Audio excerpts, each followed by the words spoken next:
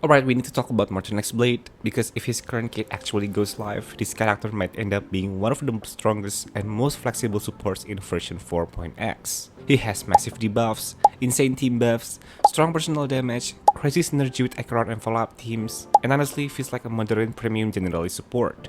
But with how crazy his current kit looks, today we are going to break down everything about Mortenax Blade and answer the biggest question right now. Is he actually worth your stellar jades? Before we begin, please hit the like and subscribe button. Now if you have done that, let's get this video started.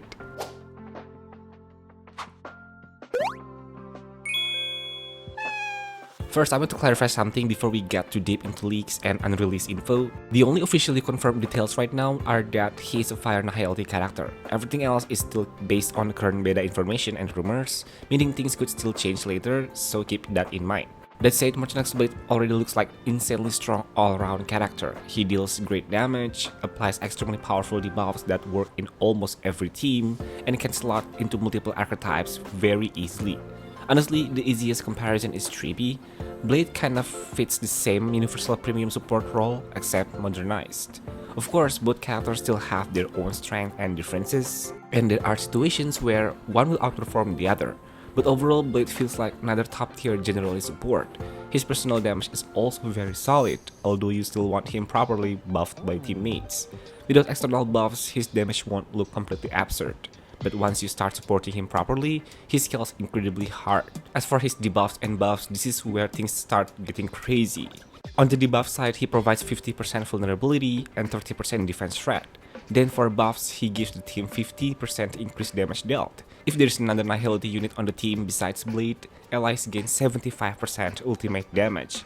But if Blade is the only Nihility unit, then he instead gains 75% increased damage himself. So overall, you are looking at 30% defense threat, 50% vulnerability, 50% damage bonus, and either 75% ultimate damage for the team or personal damage for Blade himself.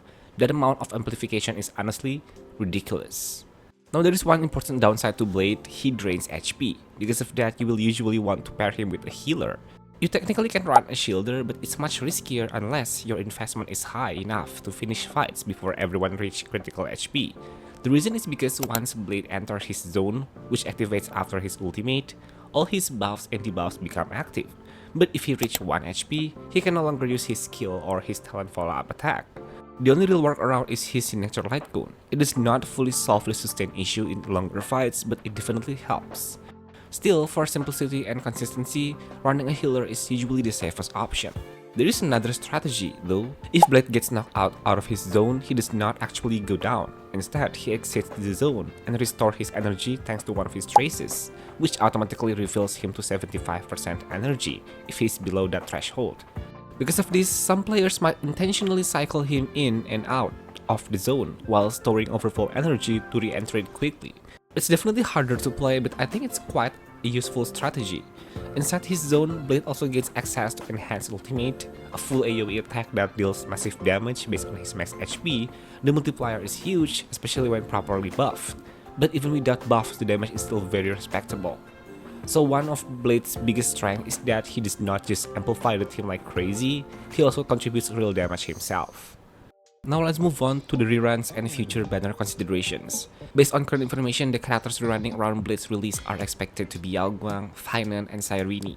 All three are extremely important depending on your account. If you play Elation teams and still don't own Yaoguang, then honestly you should strongly consider picking her up.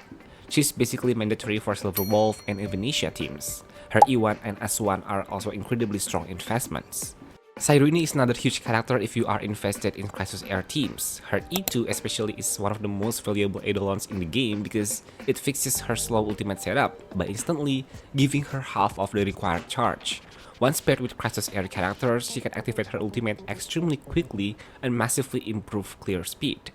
Then there's Fainan. He's a bit more complicated. If you want to play him seriously, his E2 is almost mandatory because the performance gap is massive. The extra turns from E2 completely change how strong he feels. His E1 is also very impactful because it improves the speed inheritance during his ultimate state. Looking further ahead into versions 4.4 and 4.5, things become a bit more uncertain, but still important to mention. Sparxie is another rerun candidate that's likely coming around 4.4. She's still very valuable for Elation teams thanks to her SP generation, extra DPS contribution, and punchline generation. Version 4.4 also seems like it's going to be the climax of Planacardia arc, similar to how Amphareus escalated during 3.x. That's why many people believe Himeko Nova will become the next major push character of 4.x. There's also a possibility of Fate Collab Part 2. Right now the information is shaky, but we are very close to drip marketing and live stream announcements, so we might get confirmation soon. If it's real, those characters instantly become high value because collaboration units may never rerun again. And after 4.4, we will likely transition into Astropolis with the IPC arc, which has already been officially mentioned before. This is where SP characters may start dominating the meta. Unlike Amphareus, which focus almost entirely on one storyline for a full year, 4.x seems split into multiple arcs with different team archetypes. That means future pool decisions become even more important. Now let's go back to Blade himself and talk about vertical investment. Starting with his EIDOLONS, his E1 is insanely valuable. Not only does it give more amplification through all-type rust reduction inside his zone, but it also extends the zone duration itself. Every time Blade triggers his extra skill attack, the countdown gets delayed by 15%, allowing him to stay inside the zone significantly longer. That can potentially lead to 1 or even 2 extra ultimates depending on your team setup. In future high-frequency teams, this effect could become even crazier. Then there's his E2, which is honestly ridiculous. It makes all ultimate damage from allies count as follow-up attack damage, while also granting 75% follow-up damage bonus to the team. On top of that, Blade's charge requirement for his extra skill drops from 9 stacks down to 7. That massively increases both his own damage and his synergy with follow-up teams. It also improves one of his strongest cores, Blade plus Ashvale. Normally, Blade's ultimate does not count as follow-up attack, meaning Ashvale's buffs would not affect it, but E2 fixes that completely. So both E1 and E2 are incredibly high value. In fact, they are arguably more important than his signature light cone. Speaking of his signature light cone, it gives Blade 30% max HP, bonus starting energy at the beginning of each wave, and a crit damage amplification effect tied to his skill attacks.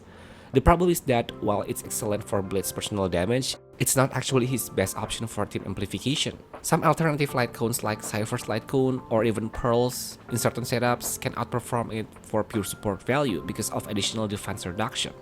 So if you are prioritizing account strength, the recommended order is usually E1 first, then E2, and then go for his signature light cone.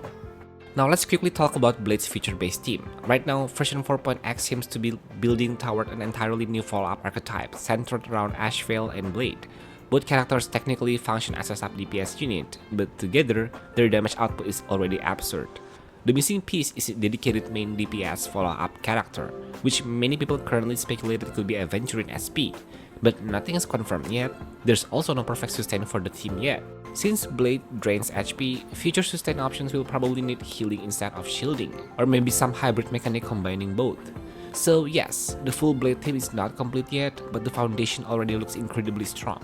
And finally, is Mortenax Blade worth your Stellar Jades? Honestly, yes. Blade is simply one of those universally strong characters that fits into almost every account. Vulnerability is universally valuable, defense threat is universally valuable, damage buffs are also valuable. He works in follow-up teams, Acheron teams, standard hypercarry setups, and even more niche comps. If you are an Acheron player specifically, then this character is basically mandatory. Blade feels like multiple premium supports combined into one character for Acheron. He gives her stacks constantly, massively amplifies her ultimate damage, and modernizes her entire team. Even though Acheron is not the absolute strongest DPS anymore, she's still extremely popular. And Blade honestly makes her feel relevant again. The same goes for follow-up teams. If you own Ashvale, you want Blade. If you own Acheron, you want Blade. And even outside of those teams, he's still just incredibly powerful generally support. The only situations where his value drops are very specific archetypes like dedicated break or dot teams that already have tightly optimized scores. Right now, Mortenax Blade has one of the highest value pools in the game right now. So I guess that's all the things you need to know about Mortenax Blade. I hope this video can make you decide is he really worth all of your jades or not. So I want to know, after watching this video, are you guys interested in pulling him, or on the other hand you want to skip him?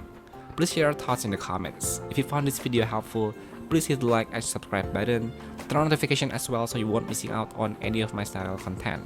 I will see you guys on my next one. Bye bye!